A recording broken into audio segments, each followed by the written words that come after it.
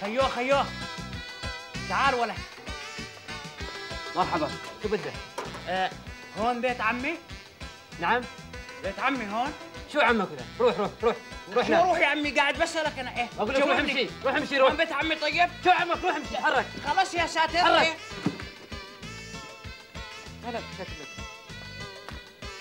عم أبو مازن، يا عم أبو مازن. إيه؟ وبعدين؟ يا عمي بيت عمي، بدي بيت شو عمي. عمك؟ روح هناك روح. شو روح يا عمي؟ يا ساتر. شكل. ولد، بدي بيت عمي. قلت لك بدي بيت عمي، يعني بدي بيت عمي. بعدين بعد. وشو بعدين؟ شو تحرك. روح. شو روح؟ يا ساتر.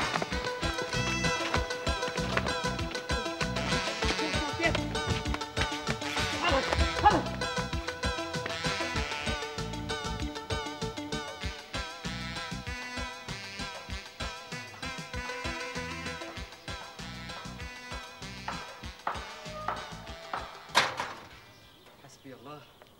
لويش وقف؟ لويش وقف؟ ما بعرف. قصدني.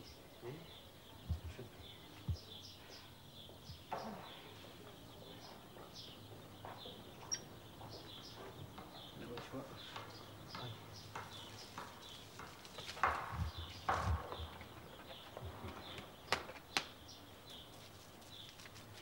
أكثر مي.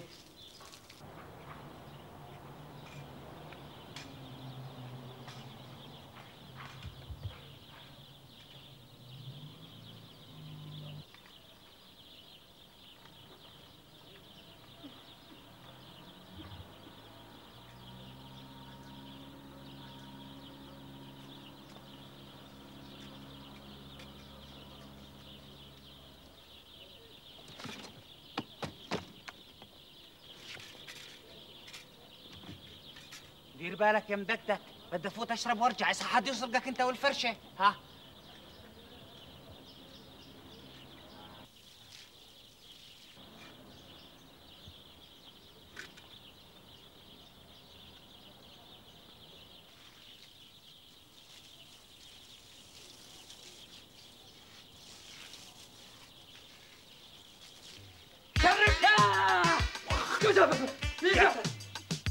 شو هذا يا عمي؟ شو بدك انت؟ بدي اشرب. بدي اشرب يا عمي. قررت إيه بدي اشرب. يا ساتر. يا ساتر شربني. اطلع لك. شربني. وشو هذا يا عمي؟ بدي اشرب. بدي اذبحك. بدي اشرب. بدي اقتلك. يا روح. عمي. يا روح. بدي اذبحك. والله لا اذبحك. ايه حسبي الله. الا اذبحك. الا اذبحك. بسيطة بسيطة. بدي اشرب اقول لك. لسه. يا عمي بدي اشرب. إيه؟ تعال تعال. بدي اشرب يعني بدي اشرب. انت منين طلعت؟ اقول لك ما تمشي.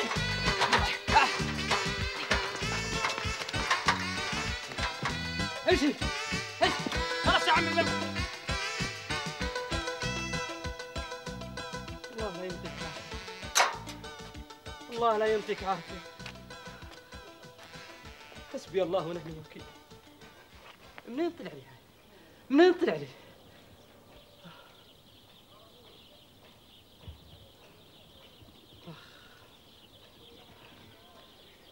غير اورجيك يم. هيك غير اورجيك. غير اطبشك. غير اخنقك. انت ولا يا عمي بدي اشرب. بقول لك امشي من هون. بديش امشي. بدي اشرب. بدي اشرب. يا ساتر.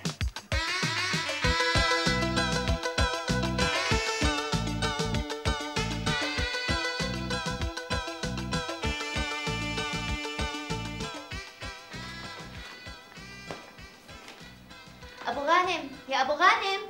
نعم ست سلمى، خدامة. خذ هدول الملفات، بدي آخذهم معي على البيت. حاضر يا ست سلمى. في إشي تاني بدك تاخذيه معك؟ شكراً أبو غانم، هلأ بسكر المكتب وبلحقك. حاضر. استناني تحت. حاضر.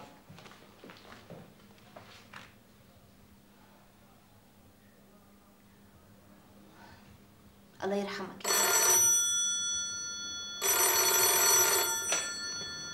أيوة. أهلين فؤاد.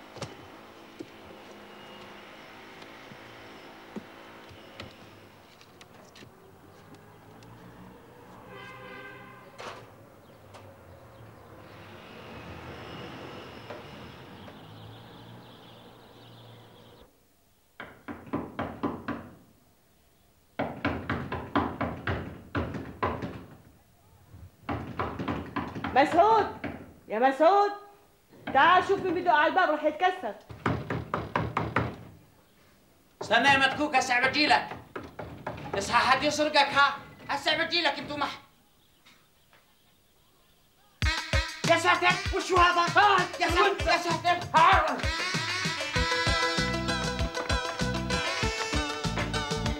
يا ساتر يا ساتر.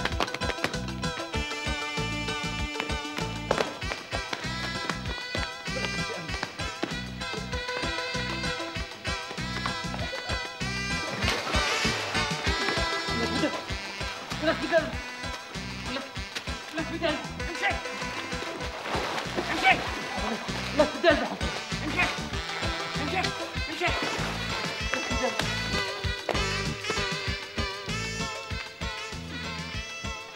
كل شيء بدي اغير بدي اغير بدي اغير. شوفوا على الله. يا سلام شو هالمدير بجنن. لو لبسته غير يقولوا شو صايلها ام سلمى. يلا مش مهم. هذا احسن.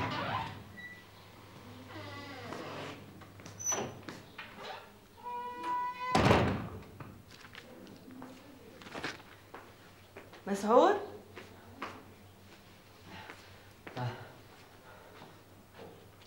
شو صاير لك يا مسعود اليوم؟ ايش اللي صاير لك؟ كل ما بعمل هيك بلاقيك مغير بلوز شكل، ايش اللي صاير؟ هي يا ستي في واحد صاحبي بفرجيه على لبسي يا ستي. فرجيه على ايش؟ بفرجيه على لبسي. عامل زي الجورنال اللي بشوفه هون، كل ساعة بشوف ألوان شكل. يلا يلا يلا من وشي يلا. حاضر.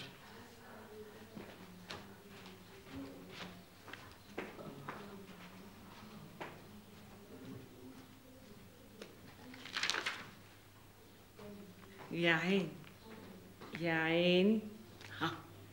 هذا الفستان ممكن يليقلي طبعا. خلينا اسمع وشو بحطوا بالمدينة بالراديو. اكيد مرت ابوي خربتك بطلت اسمع لك حس.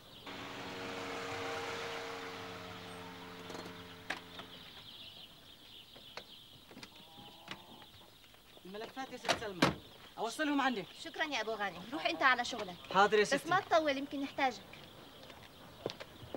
هي هي هي هي يا ساتر. ايش قاعد هون؟ ايه ما تقوم يلا. شو بدك انت؟ بس يا ابو غانم حرام عليك. تفضل.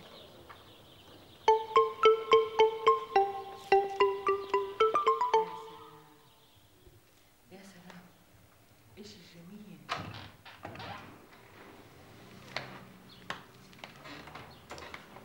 مرحبا يا ماما. اهلا اهلا يا سلمى، يعطيك العافيه. الله يعافيك. ان شاء الله ما تعبتي اليوم يا سلمى. لا تمام.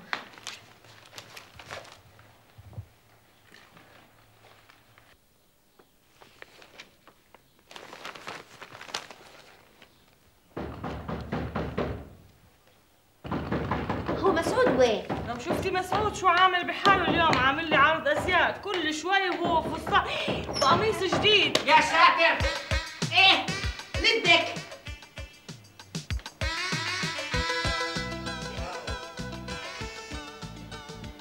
ايش هاد؟ يا مين ساتر. انت؟ وشو قلتي؟ هي انا يا عمي هيني بالنص. بعدين هذا ابوي الله يرحمه وابوكي عنا بالبلد بالكرم. ايه مش معقول. انت مين؟ وكيف دخلت لهون؟ مين انت؟ يا ساتر. مين انت؟ طلع لبرا يا عمي وشو دخلك انت؟ طلع لبرا. حتى بالأمرية أبوك جاب لي معه قميص أحمر جديد طخيم، وجت مرت أبوي أنطته لبياع القزاز، وبياع القزاز أنطاها بريك شاي عشان تشرب أبو حجاب. بعدين مرت أبوي بتسلم عليكم كثير يا عمي، إيه، وهي اللي طردتني من الدار، وجيت وجبت الدجاجات معي. روحي من برا، تعالي أوريكي محروسة بتبيض، تعالي. يا مسعود مسعود مسعود انت مالك ومال مسعود؟ تعال هون، طالعوا برا بسرعة.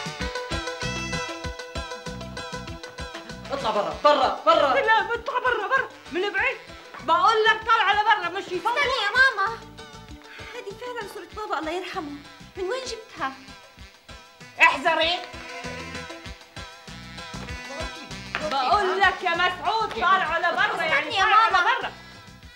هذا فعلا عمي، هذا عطية ابن عمي توفيق، هو ما غيره. هي ولك عرفت؟ بنت عمي حزرت، بنت عمي حزرت، بنت عمي حزرت. ليش صاير فيك هيك عطية؟ ايش عامل في حالك؟ مسعود بقول لك ارميه برا، يعني ارميه برا. حاضر كيف حاضر. يضره يا ماما؟ امشي يا مسعود، هذا ابن عمي، هذا عطية. او لا ايه؟ بنت عمي تعالي تعالي تعالي، هبي برا دجاج، ومرت ابوي بقت ابدهاش تنطيني الدجاج بس. تعالي بنت عمي تعالي يا عمي. ايه وبعدين بدي راديو برا، بس افتحه بغني بصوت الريح جميل ومريح. وبعدين يا سلام. تعالي يا عمي لحالك، تعالي بسرعة. ايه وبعدين الراديو هذا تعالوا تعالوا كلكو يا تعالوا. الراديو هذا خرب وبطل يحكي، ماشي؟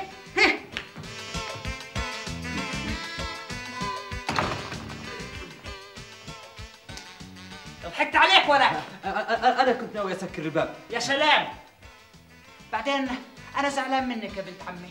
زعلان مني انا؟ ليش يا عطية؟ معلوم زعلان منك. كيف بتسافر الابراج برا بدون ما تقولوا لي ابيش رجال بالعيله؟ مسعود بقول لك ارميه برا، يعني ارميه لبرا. حاضر. وشو ارميه لبرا؟ وشو؟ ها؟ مين هذا اللي بدها ترميني برا؟ مين؟ هاي ماما يا عطية. ماما؟ ايه تقربي لكم؟ عطية لا تفضل اقعد ارتاح. استني يا ماما. انا بقول لا. تفضل اقعد يا عطية. وانا بقول لا يا اهبل. بعدين معك يا عم انت يا قويه، بعدين معك. ها؟ اقعد ولا ما اقعد؟ ما اقعد ولا اقعد؟ ايه؟ بقول لك ارميه برا، يعني ارميه برا يا مسعود. ماما هذا قرايبنا، ما بصير نعامله بهالطريقة. وشو بيعرفنا؟ يمكن يكون حرامي. كان لازم نتأكد من زمان، من يوم ما مات أبوه الله يرحمه، لا رحنا ولا شفناهم. كيف بدنا نعرف وإحنا محوطين بسور المدينة وعايشين بحواجزها؟ تفضلي يا ماما، هاي صورة بابا الله يرحمه، هاي صورة عمي، وهذا عطية. هذا عطية يا ماما، وهاي الحقيقة. لو ايش قاعده بتعيطي يا بنت عمي؟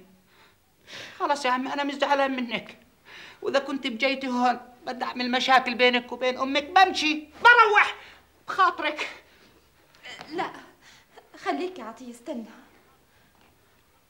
طيب وهذا القويه ام الاصفر والاسود؟ شو بيقول عني؟ بقول لك ارميه برا، يعني ارميه برا. يا ماما هذا اللي بيعرفه، بيعرفش اشي تاني. تفضل اقعد يا عطية.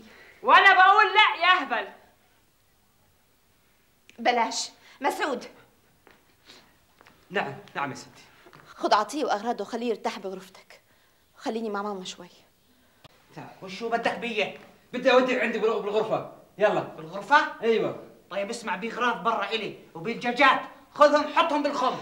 عندكم خم؟ عندنا بس تعال يلا تحرك.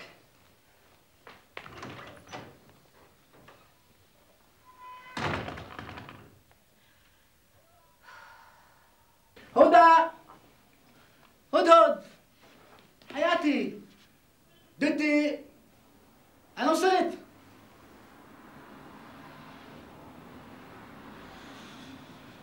الظاهر ما في حدا، حتى الشغالة مش هون.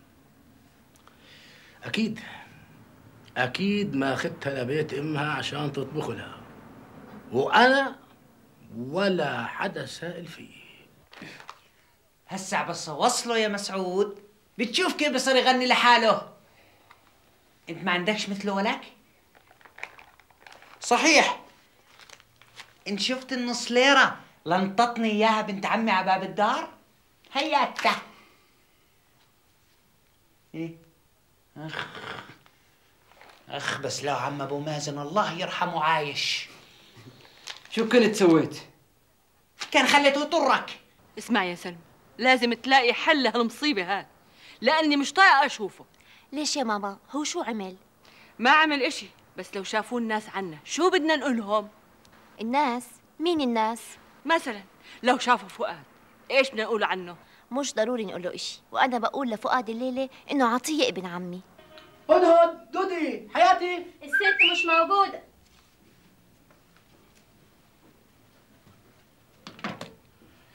لا عاد وين راحت ستك؟ راحت عند أهلها. عند أهلها؟ وما قالت لك إمتى رايحة ترجع؟ لا. والله عال، والله عال. طبعا طبعا، ما هو أنا مش معمول لي حساب في هالبيت، طبعا نكرة على كيفها بتطلع وبترجع. أنا مش رايح أسكت على هالحكي أبدا، هذا غلط. اسمعي، أنا بتحمل بس بالآخر بفقع فقع. هي شو فاكرة حالها؟ شو فاكرة حالها حتى تشوف حالها علي؟ ها؟ هي ما بتعرف إني بتضايق لما أرجع على البيت وما بلاقيها؟ هي ما بتعرف إني بتضايق من أهلها وخصوصاً أمها؟ حماتي، إيش هالحماي؟ مناخيرها لفوق، بس أنا مناخيري فوق. أنا مهم، أنا بزنس مان، أنا رايح أورجيها هي أمها. ليش سكت يا أستاذ صبري؟ ما تكمل صراخك. لا عاد هيك، حماتك اللي هي ماما مش عاجباك طبعا. واحد زيك. هدهد، دودي حياتي، أنا أنت ليش واقفة هون يا بنت؟ ها؟ ليش ما قلتي لي هنا؟ اطلع برا. هدى، دودي حياتي، أنا كنت بمرن صوتي، بعمل تدريب. ليش؟ ناوي تترك المكتب وتصير ممثل؟ ممثل؟ لا، أنا كنت بدرب صوتي عشان يصير قوي، لأنه إذا كان الصوت قوي بكون صاحبه قوي جدا جدا، وأنت عارفة شغل هالأيام بده صوت عالي، بده جرأة، بده صراحة، بده قوة. أنا عارفة إنك حولت المكتب لحلبة ملاكمة. ملاكمة؟ دمك خفيف يا روحي. قولي لي هدهد، كيف صحة حماتي اليوم؟ إن شاء الله بخير. ماما كويسة، بس تخلص من لسانك. تخلص من لساني ولا أخلص من لسانها؟ ماما لما بتحكي عنك بتكون معها حق، لأنه كل كلمة بتحكيها صح.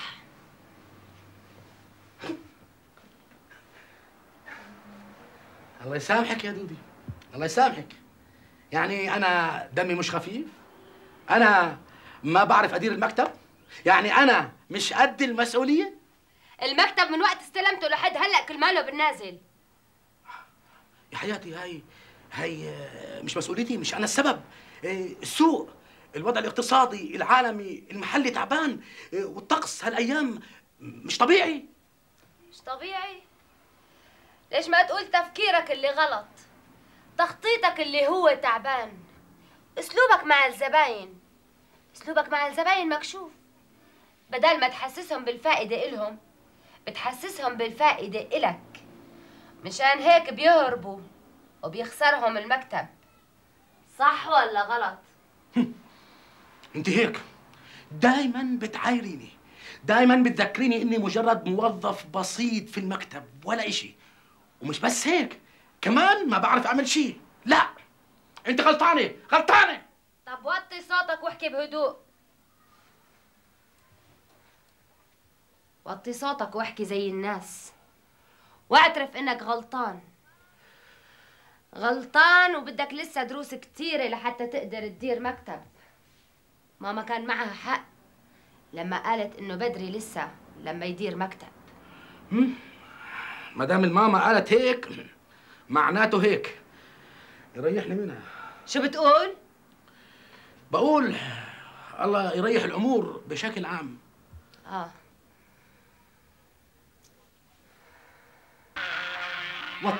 وطي هالراديو يا عطية، هيك يا عطية بتتغلب بحياتك يا عطية. يا عمي الراديو بتوطاش غير منش لعسلك. لا عاد ايش لعسلك؟ ومنو بده يربط لي اياه؟ لو صار انك شفت قديش قعدت وانا اربط بيه. يا عطية اسمع كلامي، انت لازم تروح تعتذر للست ام سلمى. لويش اعتذر لها؟ هي اللي غلطت، انا ما غلطتش. بعدين وين كبريائي؟ وينه؟ ها؟ انا يا عمي فقير صحيح بس محترم للدك.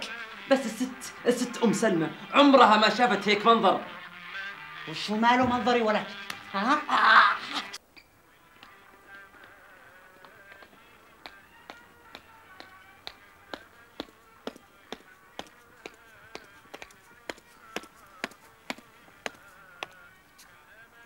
مسعود وطي هالراديو، وطي هالراديو. هي اجت.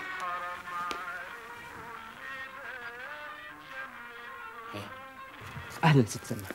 مسعود، خد هدول الفلوس، من بكره الصبح بتاخد عطيه معك على السوق، تشتري له بنطلونات وقمصان وجرابات وكندره، فاهم؟ فاهم. بركن عليك. ها اجي عمي. كمان بتاخده عند الحلاق، خليه يحلق له، واعطيه شويه فلوس خليه يصرف، اكيد ما معه. حاضر يا ستي، من الصبح ان شاء الله. لا تنسى. حاضر يا ستي.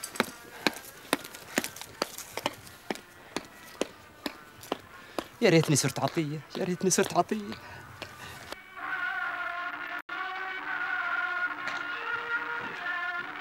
قول لي يا مسعود شو كانت بدها؟ ولا إشي. نام يا عطيه. بدي جنام يا عمي، بدي اعرف وشو بدها. يا ساتر، مصاري؟ عطيه نام يا عطيه نام. وبكره إلنا مشوار على السوق. لويش على السوق يا مسعود؟ بدنا نشتري لك اغراض، نشتري لك كندره وبنطلون وقميص. والمصاري منها؟ لا يا عم ما بديش، انا بدي اشتغل واعتمد على حالي. ها ولا وشو بدك تشتغل؟ بشتغل. وشو فكرك يعني؟ بشتغل سواق التراكتور. لا سواق تراكتور ولا غيره. شوف بكره انا بوديك لعند صاحبي شاكر بالاوتيل وهو اللي بشغلك.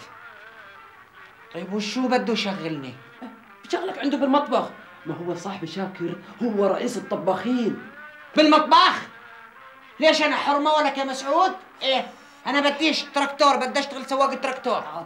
عطيه بشغلك عنده قرصون. حردون؟ ولا شو حردون؟ اصحى تقولها مرة ثانية بكسر موزك يا عطية. من قال حردون يا عطية؟ أنا أقول قرصون، أي يعني سفرجي فاهم؟ أبديش غير تراكتور أبديش. طيب يا عطية نام يا عطية، وبكرة بيحل الحلال. نام. أبديش انام، بدي التراكتور، بدي اسوق التراكتور. منين طلع لي هالبلية؟ بلية؟ بديش بلية، بدي التراكتور. بلش يا صبري، الأمور لازم تزبط.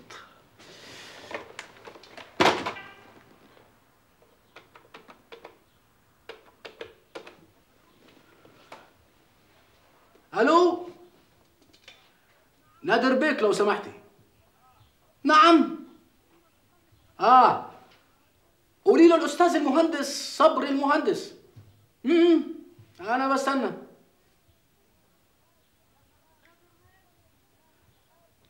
نادر بيك، يا سلام يا سلام، ولا يمكن تصدق، ب10,000 دينار. 10,000 دينار بس، تصور. كيف وانا اظبط لك الصفقة؟ اخ بس لو تعرف المعاناة اللي عانيتها بهالصفقة. يا سيدي هذا بالاول ما كان موافق، ما بده، بس انا اقنعته وطب وجبت خميره. لا المهم تكون مبسوط. وهلا كيف الصحة؟ ان شاء الله الامور بخير. لا يا رجل، ما في خلاف بيننا. نعم. طب ليش؟ عفوا. بس انا بقول. طيب لا انا مقدر مشاغلكم، ولا يهمك نادر بيك، ولا يهمك. لا معلش، احنا بالخدامه دائما. انا سعيد بهالمكالمه. مع السلامه.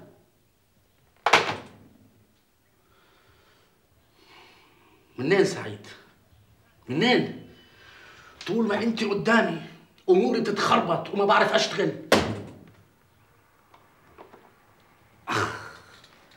اخ بس لو زبطت.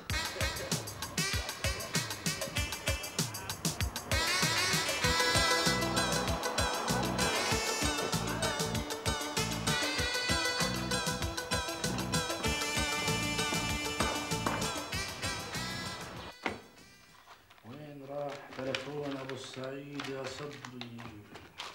مين سجلته يا صبري؟ مين سجلته؟ اي هذا وقته.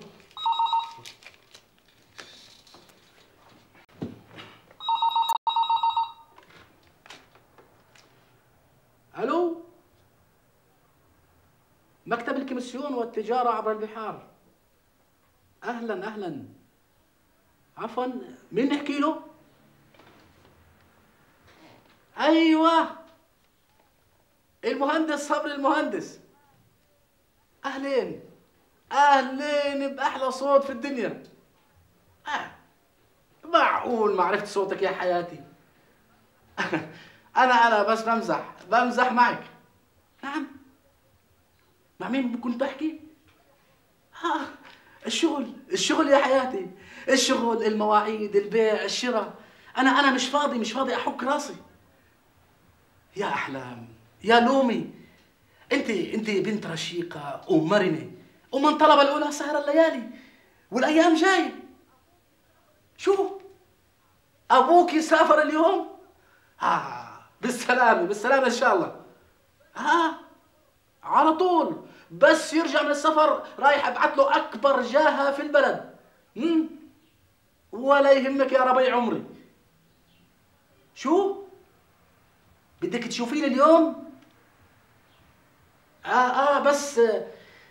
بس اليوم ممكن ما اقدر.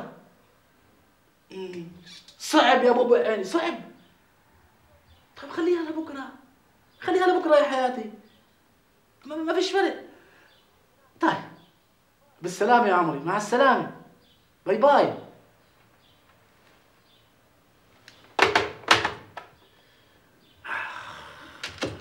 المسائل لازم تزبط، واللي جاي على الطريق. تكتك يا صبري وفبرك.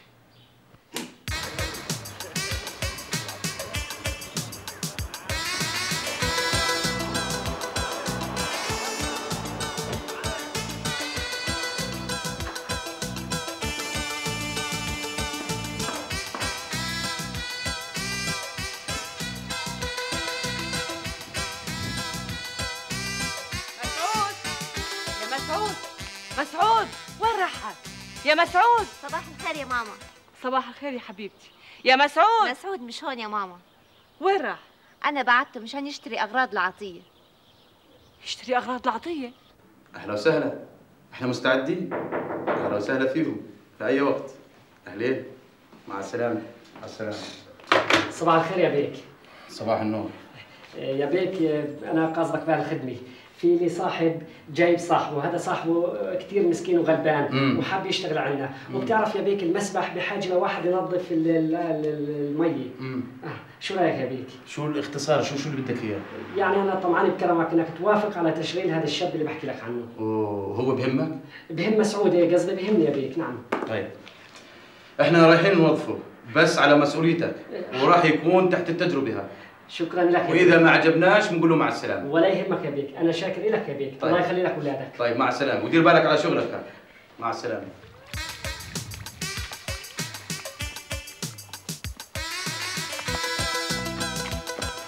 مبروك مبروك، المدير وافق على تشغيله، بس بشرط انه يكون تحت التجربه. انا متشكر يا شيف شاكر. العفو، انا بدي خدمي لك يا مسعود.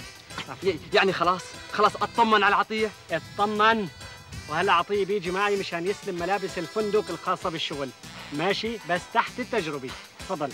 ولك يا مسعود، هذه الواسطه نفعت. شفت؟ يلا تفضل.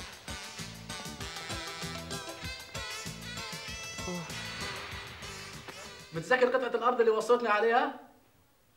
كله تمام يا سيدي، ب12,000 دينار بس. تصور؟ طبعا صاحبه وافق على طول. العفو يا سيدي، العفو. لا عفوا. طبيعي لازم تشوفها. وين نلتقي؟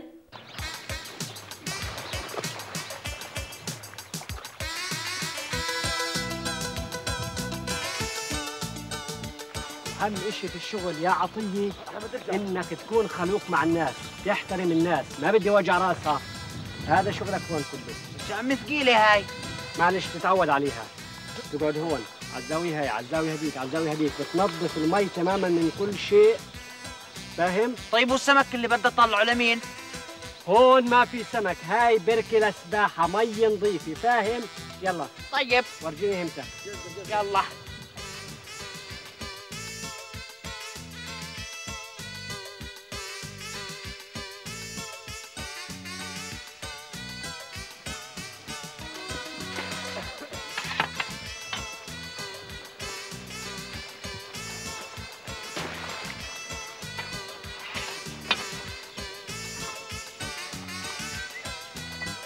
يا سلام ميه ميه.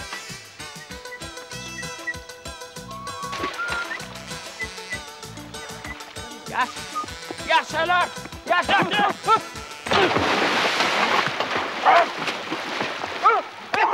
قتلته كبر. الحقوني يا حرب.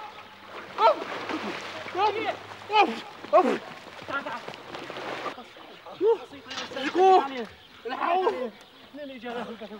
لين جتنا هالبلوي بس. انا عارف شو اللي خلاني اوافق على تشغيله. وين راح؟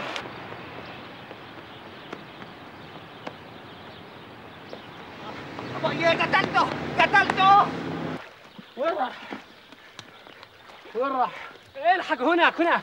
المهم ما يشوفوش مدير الفندق.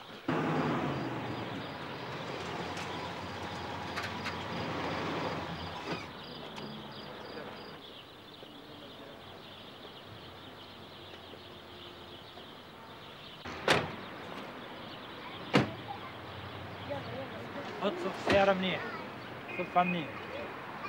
صف السيارة؟ أسوق سيارة قتلته للرجال. أبويه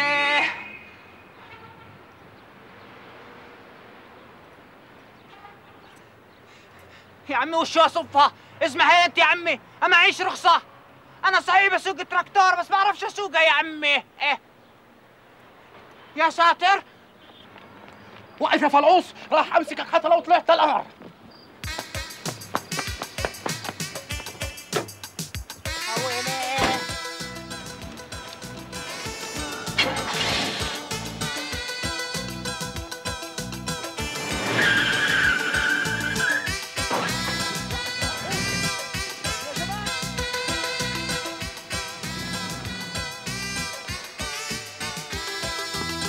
وقف يا شباب وقف. انا وراك وراك.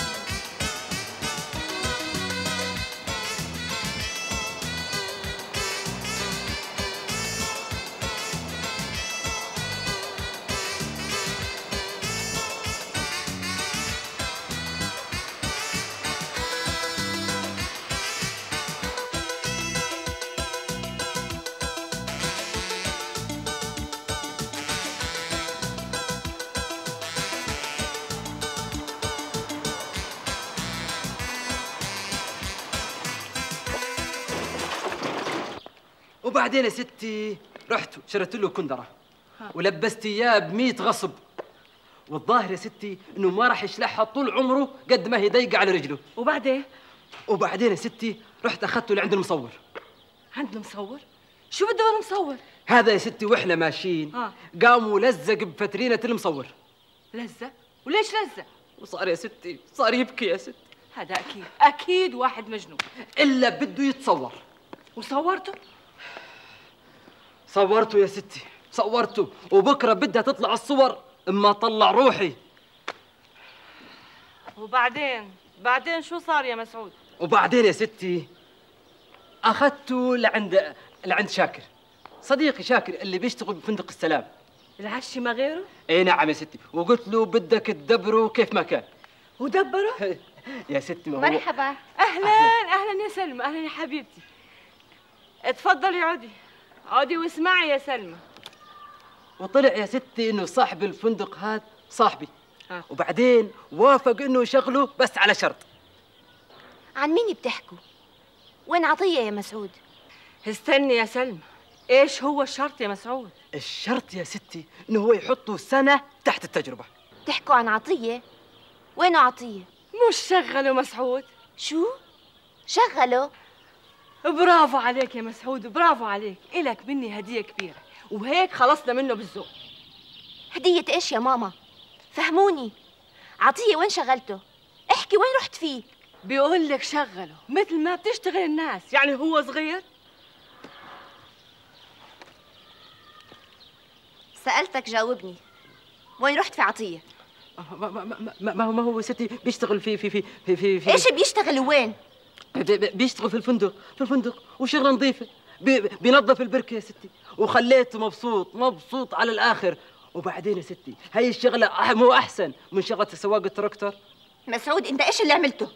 بتروح بتجيبه هلا، فاهم؟ حاضر. تعال يا مسعود. حاضر. روح يا مسعود. حاضر. تعال يا مسعود. أروح ولا تعال يا مسعود؟ بعدين انت كيف بتشغله من غير ما تحكي لي؟ وان شاء الله ما عملت اللي طلبته منك. إلا يا ستي عملت، واخذته معي الصباح وشريت له قميص وبنطلون وكندرة حمراء وساعة. وفلوس؟ أعطيته فلوس؟ أيوة يا ستي. لا أيوة ولا لا؟ أعطيته ولا ما أعطيته؟ يعطيه فلوس؟ وليش يعطيه؟ يجعله ماخذ الفلوس معك؟ أيوة يا ستي، أيوة معي. هاتها. اتفضل يا ستي. طبعا حكيت لك تعطي الفلوس لعطية، رحت خليتها معك. ولا عطية ما بعرف كيف يدبر حاله، معلوم بده يشتغل. والله عال. وليش ما يشتغل؟ يعني ايش هو اللي ناقصه؟ ايد ولا رجل؟ ما هو لسانه طول شبرين. يا ماما أنا ما قلت ما يشتغل، بس كان لازم أتفاهم معه بالأول، إيش يشتغل ووين. ما تخافي عليه، بدبر حاله.